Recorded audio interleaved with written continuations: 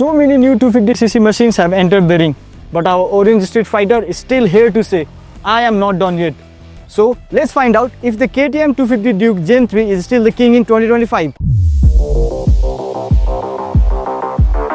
Namaste riders, I am Manish and you're watching Gearshift. Today, we slice open the third generation KTM 250 Duke. We'll check power, mileage, comfort and long-term ownership. Everything you need to know before spending your hard-earned money. Back in March 2024, the Duke landed in Nepal at about 7.4 lakhs. Since then, the 250 class is crowded. Cheaper Pulsars, feature-packed Ronin and even the budget Triumph Speed 400. Prices are close, specs are wild, confusion is very high. So, where does the Duke stand? KTM gave this bike a brand new 249cc single-cylinder engine from the LC4C series.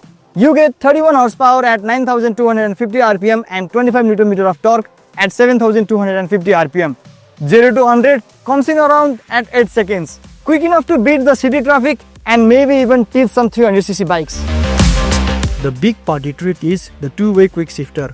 Above 4000 rpm, it lets you bang gears up or down without touching the clutch. Every overtake feels like MotoGP, yet the engine is smoother at lower rpm than other Dukes.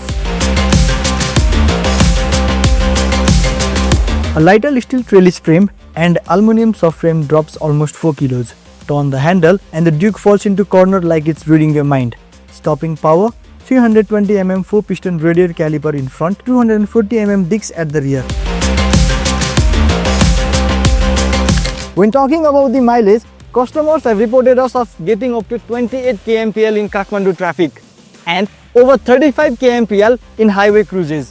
That means with a 15 liter of tank, that is almost 400 km of range between your fuel stops. Now, the seat height is down to 800 mm. So, riders near 5'6" can easily flat foot. The ground clearance is 185 mm, which clears the speed breakers easily.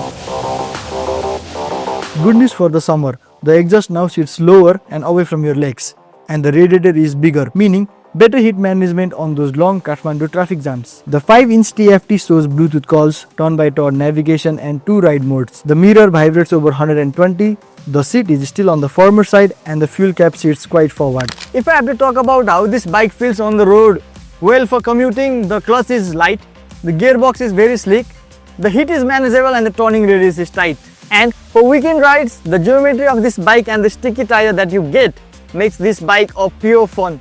Well, for touring, you might want to add a windshield and get some softer seats. Then you're good for 300 km a day. So, here's my verdict. Yes, cheaper bikes exist. Yes, the Triumph Speed 400 brings you more torque. But the Duke 250 still blends hooligan character, modern tech, sharp handling and decent fuel economy better than anything else at this price.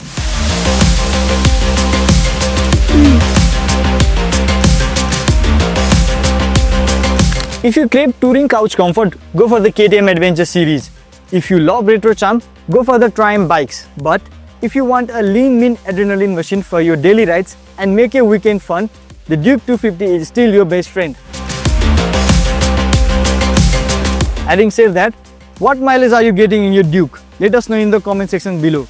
Like, share and subscribe. This is Manish signing off from Gearshift. See you in the next one.